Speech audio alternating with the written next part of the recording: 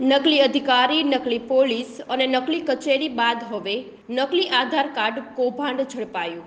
Una bus station પાસેથી નકલી આધાર card કૌભાંડનો પર્દાફાશ થયો. નકલી આધાર કાર્ડ બનાવનાર 3 ઇસમોને પોલીસે ઝડપી પાડ્યા. આરોપી 4,000 થી 13,000 રૂપિયામાં નકલી આધાર કાર્ડ બનાવી આપતા હતા. પોલીસે અસલમ ઇસ્માઇલ શેખ, સબીર શરીફ સુમરા, જાવીદ ઉર્ફ ભૂરો મંસૂરીને ઝડપી પાડ્યા અને આ મામલે વધુ તપાસ હાથ ધરી. હું એક બે જગ્યાએ આધાર કાર્ડ માટે ગયો હતો મામલેદાર ધક્કા ખાધા. એ કહે કે તમારા બાપુજીની ઉંમર 50-60 વર્ષ ન નીકળી છે આધાર કાર્ડ. પછી કે એક જણાએ કીધું મને કે અહીંયા બાજુમાં કાઢે છે કે ના તપાસ કરો. હું આ ભાઈ પાસે ગયો હતો ભૂરાભાઈ પાસે. એને કે હું બેંકમાં વાત કરું સાહેબની આવે છે.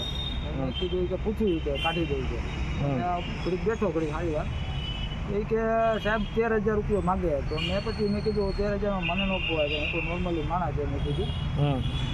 તો એ કે હું એક બે વખત પાછો ફોન કર્યો છે. પછી કે હું સાહેબને વાત કરું, રિક્વેસ્ટ કરું કે ગરીબ માણસ છે એ કે તમારે ત્યાં બનતા ઊંધી કોશિશ કરો એ કે ઉતારી દઈ છે.